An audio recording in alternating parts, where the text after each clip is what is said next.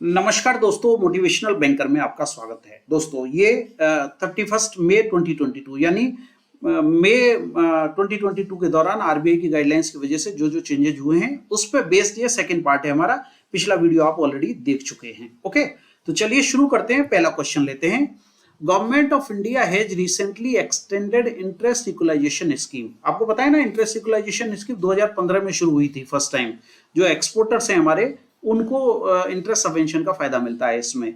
Up to the period of, कब तक इसको एक्सटेंड किया गया है? For exporters who have availed pre and post shipment rupee credit. जो एक्सपोर्टर्स प्री और post shipment credit, bank credit उठाते हैं, उनको इसका इंटरेस्ट इक्वलाइजेशन स्कीम का फायदा मिलता है।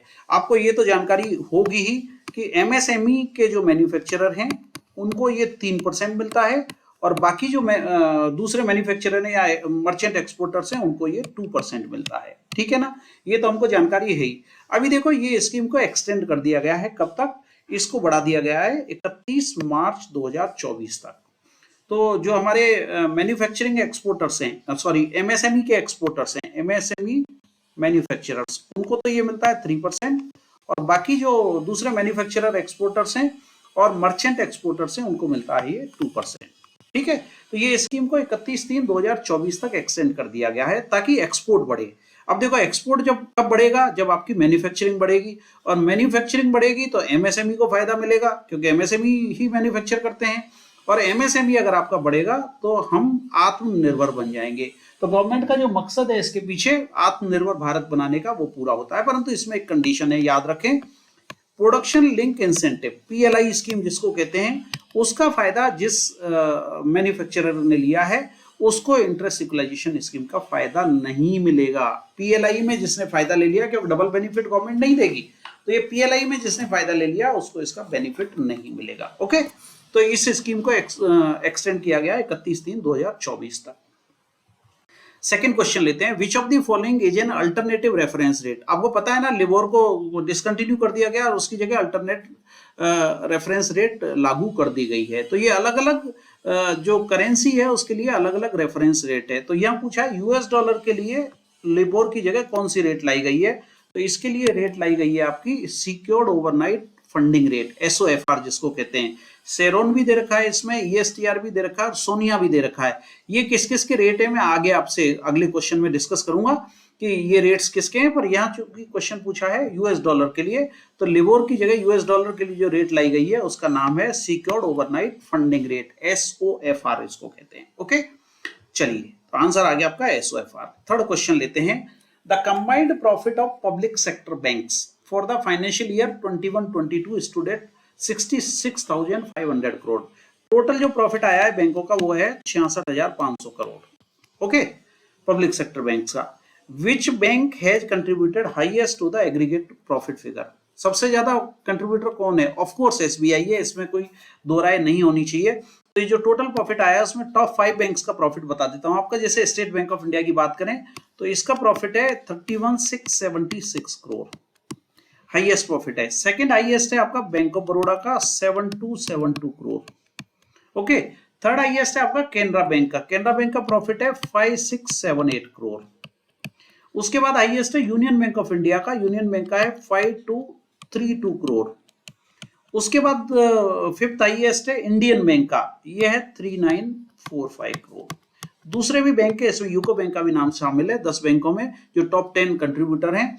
परंतु highest contributor of course state Bank of India है 31,636 करोड़ के साथ में। ओके, और सेकंड हाईएस्ट है आपका बैंक ऑफ बड़ौदा। आंसर आ गया State Bank of India. Question number 4 लेते हैं।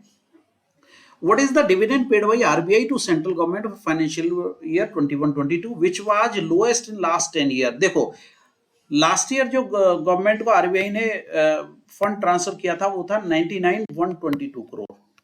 उसके कंपैरिजन में अभी ट्रांसफर किया है 30,307 करोड़ का।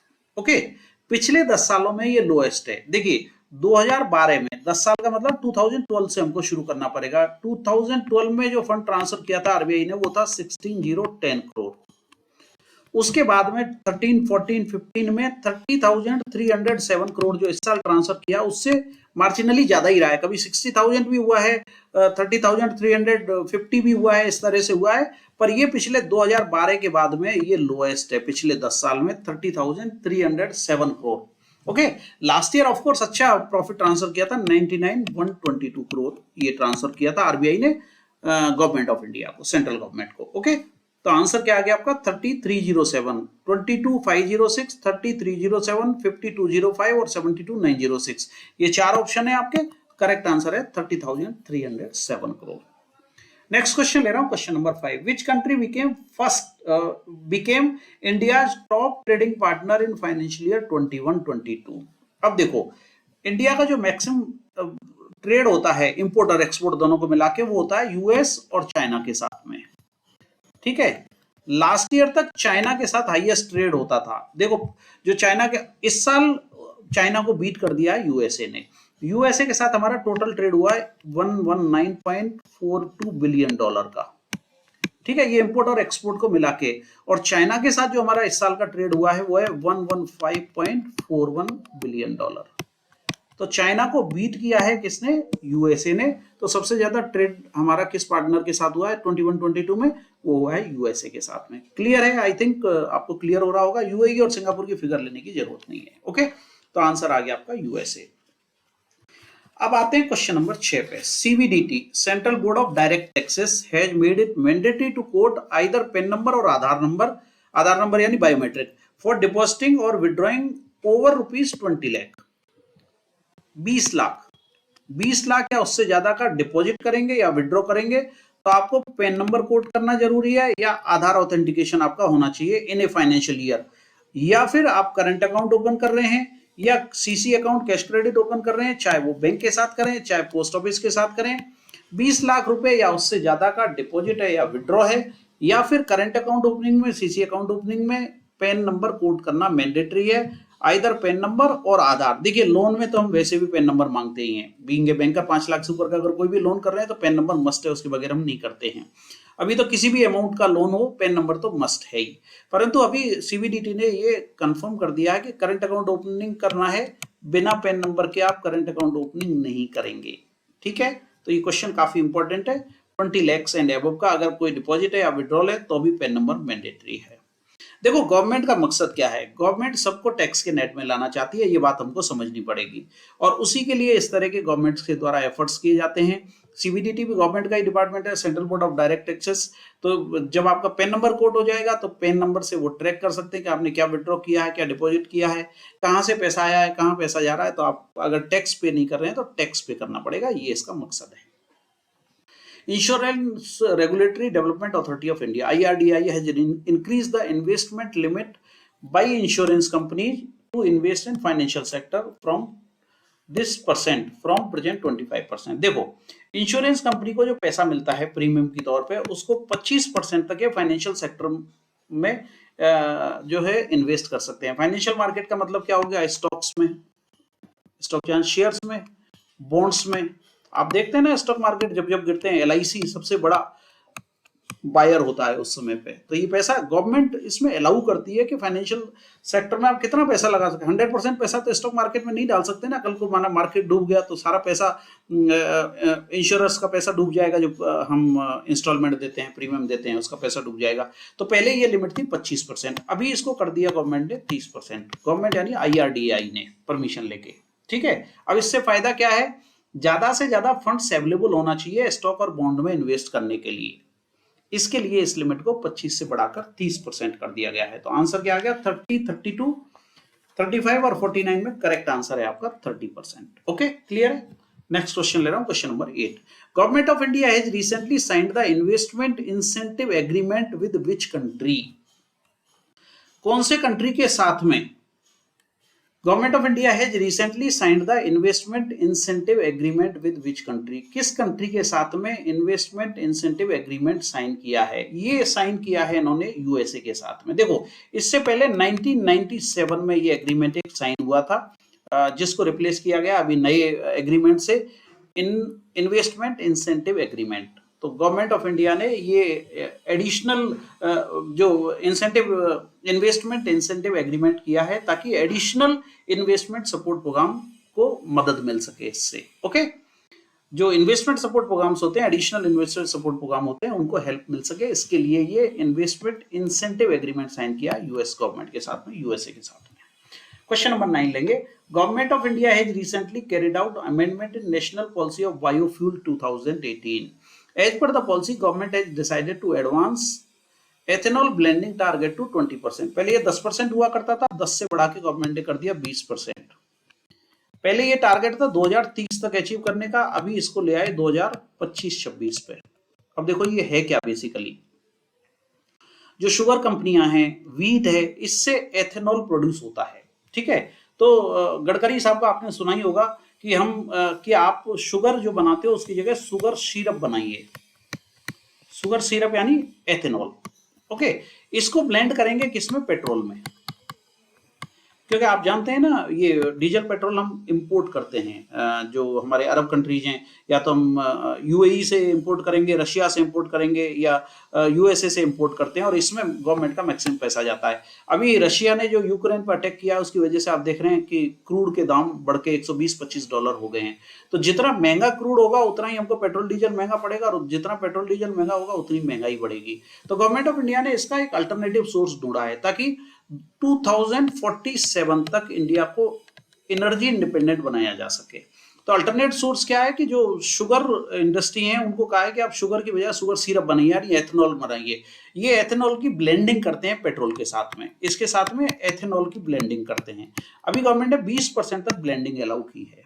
ठीक है ना, तो ये 20% तो कम से कम हमारा इंपोर्ट कम होगा। इसके अलावा वीट वगैरह से भी ये एथेनॉल और ये बनता है, तो उस पे भी गवर्नमेंट का फोकस है। तो ये बायोफ्यूल 2018 जो पॉलिसी बनाई है उसमें 20% तक ब्लेंडिंग अलाउ की है एथेनॉल की पेट्रोल में, और ये टारगेट जो 2030 तक रखा था, अभी गवर्नमेंट ने इसको घटा के कर दिया है 25-26 तक। तो ये बहुत इंपॉर्टेंट क्वेश्चन है, कंट्री के हिसाब से भी और आपके बैंकिंग के हिसाब से भी ये काफी इंपॉर्टेंट क्वेश्चन बनता है। ओके, आपने नितिन गडकरी साहब को अभी सुना होगा ना कि हम इलेक्ट्रिक व्हीकल जो हैं उनकी कॉस्ट जो आपके डीजल पेट्रोल के व्हीकल्स होते हैं उनके इक्विवेलेंट कर देंगे नेक्स्ट 1 ईयर में।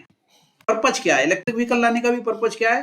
ताकि आपकी फ्यूल पे डिपेंडेंसी कम हो, क्योंकि फ्यूल हमको इंपोर्ट करना पड़ता है, इसलिए एथेनॉल ब्लेंडिंग की परमिशन दी है। 20% तक आप ब्लेंड कर सकते हैं इसको। ओके, चलिए नेक्स्ट क्वेश्चन ले रहे हैं, question number 10। New development bank NDB Shanghai based multilateral bank है, new development bank of BRICS countries has recently proposed to open its regional office. जो एनडीबी है, नेशनल न्यू डेवलपमेंट बैंक, ये Shanghai based multilateral bank है BRICS countries की। इसने अपना regional office खोलने का तय किया है। कहां पे? दिल्ली, बेंगलोर, मुंबई और गिफ्ट सिटी गांधीनगर। आप समझ ही जाएंगे, गांधीनगर जहां आ गया गिफ्ट सिटी आ गया, तो गिफ्ट सिटी उसका आंसर होना है।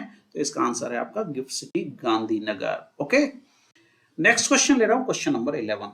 Which of the following is not a permitted currency for settlement of either export or import transaction carried out by the ACU member countries?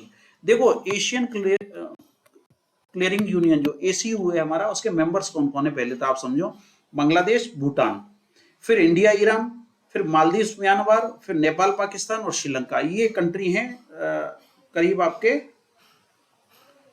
9 countries हैं, ये मेंबर्स हैं इसके। कौन? Bangladesh, Bhutan, India, Iran, Maldives, Myanmar, Nepal, Pakistan और श्रीलंका। तो इनमें जो ट्रांजैक्शन होते हैं, जो ट्रांजैक्शन सेटल होते हैं इन कंट्रीज के, वो होते हैं ACU dollar, US dollar, ACU euro और ACU येन में। रुपीस में ये ट्रांजैक्शन सेटल नहीं होते हैं, और इसकी जो वैल्यू है वो US डॉलर के वैल्यू के इक्विवेलेंट होती है। ठीक है ना, तो इसमें पूछा है कि किस करेंसी में ये सेटल नहीं होते, नॉट ए परमिटेड करेंसी, तो इसमें इंडियन रुपीस नहीं है। एशियन क्लियरिंग यूनियन के जो ट्रांजैक्शन सेटल होते हैं वो ये 3 करेंसीज में होते हैं। ओके, क्लियर है आंसर? तो आंसर आ गया आपका INR। अगला क्वेश्चन लेंगे। Ministry of agriculture and farmer welfare MOA and FW has recently tied up with which of the multilateral organization to provide technical support towards प्रधानमंत्री फसल बीमा योजना? एक तो प्राइम मिनिस्टर फसल बीमा योजना के लिए सपोर्ट, और दूसरा किसान क्रेडिट कार्ड में जो मॉडिफाइड इंटरेस्ट सबवेंशन स्कीम लाए हैं उसके लिए सपोर्ट चाहिए, तो किसके साथ में इन्होंने टाई अप किया है? Ministry of agriculture and farmer welfare ने। आईएमएफ नहीं, एशियन डेवलपमेंट बैंक नहीं, न्यू डेवलपमेंट बैंक नहीं, ये है UNDP, United Nations development programme के साथ टाई अप किया है। देखो किसान क्रेडिट कार्ड की जो मॉडिफाइड स्कीम आई है इंटरेस्ट की, इसका 28 अप्रैल 2022 का एक सर्कुलर है आरबीआई का, उसको आप पढ़ लेंगे तो वहां से आपको इसकी डिटेल मिल जाएगी। ओके, तो आंसर क्या आ गया आपका? UNDP, United Nations development programme. Okay, इसके साथ में टाई अप किया हुआ है ministry of agriculture and farmer welfare ने। नेक्स्ट क्वेश्चन ले रहे हैं, question number 13। Ex RBI deputy governor SS Mundra has been short listed for chairman of BSE, NSE, MCX और NCDEX. Bombay stock exchange, national stock exchange, multi commodity exchange और national commodity and derivative exchange. Correct answer है आपका Bombay stock exchange का नया chairman इनको appoint किया गया है।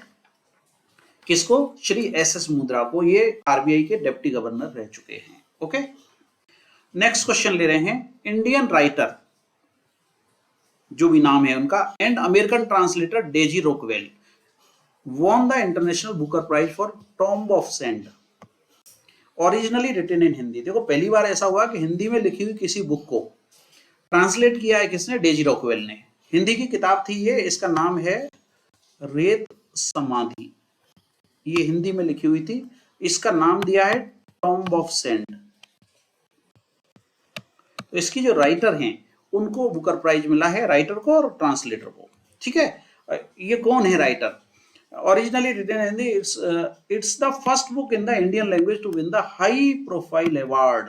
इनका नाम है गीतांजलि श्री। किरण देसाई को भी बुकर अवार्ड मिला हुआ है, अरविंद अडिगा को भी मिला हुआ है, अरुंधति राय को भी मिला हुआ है और गीतांजलि श्री को। तो रिसेंटली जो अवार्ड मिला है वो मिला है गीतांजलि श्री को टॉम्ब ऑफ सैंड के लिए। रेत समाधि इसका हिंदी में नाम है। ओके, क्वेश्चन नंबर 15 देखेंगे। The border road organisation has received the Indian building congress best infrastructure project award for the in Rohtang in Himachal Pradesh. ये तो नाम ही दे दिया है इसमें। रोहतांग में तो कौन सा है? अटल टनल योजना है हमारी, उसको अवार्ड मिला है किसका? बेस्ट इंफ्रास्ट्रक्चर प्रोजेक्ट का अवार्ड मिला है। ठीक है, तो the border road organisation has received the Indian building congress best infrastructure project award for the Atal tunnel Himachal Pradesh in Rohtang in Himachal Pradesh. Okay, तो आंसर आ गया आपका ए। बाकी को पढ़ने की जरूरत नहीं, ये जम्मू कश्मीर में, ये जम्मू कश्मीर में, ये केरला में, तो इससे काम नहीं होगा क्योंकि क्वेश्चन में हिमाचल प्रदेश रोहतांग दिया हुआ है, तो आंसर आ जाएगा अटल टनल। क्वेश्चन नंबर 16 लेंगे।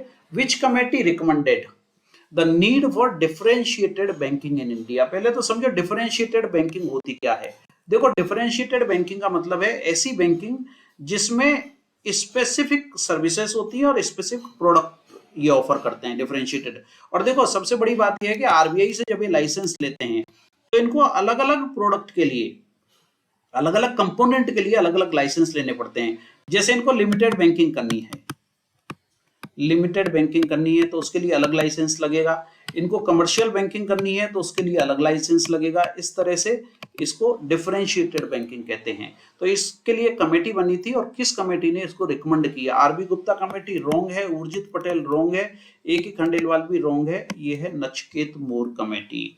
तो करेक्ट आंसर क्या आ गया आपका? नचिकेत मोर कमेटी। ओके, अब हम लास्ट क्वेश्चन ले रहे हैं। देखिए लेबर को रिप्लेस किया जा चुका है। अभी मैंने बताया था यूएस डॉलर के लिए ये जो नया लेबर की जगह रिप्लेसमेंट आया वो है एसओएफआर, सिक्योर्ड ओवरनाइट फंडिंग रेट। ऐसे ही ग्रेट ब्रिटिश पाउंड के लिए जो लेबर की जगह नया रेट आया है उसका नाम है SONIA, sterling overnight average index. Euro के लिए आया है ESTR, euro short term rate. Swiss franc के लिए आया है Swiss average rate overnight, SARON इसका नाम दिया है। और जापानी येन के लिए आया है toner, Tokyo overnight average rate. तो ये 1 2 3 4 5 एब्रीवेशंस हैं। ओके, जिनको आपको याद रखना है। इस पे 5 क्वेश्चन बनते हैं, मैंने आपको एक ही क्वेश्चन में इसको कवर कर दिया। यूएस डॉलर आएगा तो एसओएफआर, ब्रिटिश पाउंड आएगा तो सोनिया, यूरो आएगा तो ईएसटीआर, स्विस फ्रैंक आएगा तो शेरोन और जापानी येन आएगा तो टोनार। ये ट्रांजैक्शन टाइप भी दिया हुआ है आपको और रिप्लेस लेबर की जगह कौन सी रेट आई है वो भी आपको इसमें दिया हुआ है। ओके, तो ये सेकंड वीडियो था हमारा मई 2022 के आरबीआई के सर्कुलर्स पे बेस्ड। मैं उम्मीद करता हूं कि इस वीडियो का कंटेंट आपके एग्जाम के पॉइंट ऑफ व्यू से काफी इंपॉर्टेंट होगा और आपको ये वीडियो भी पसंद आएगा। Thank you very much friends for watching this video.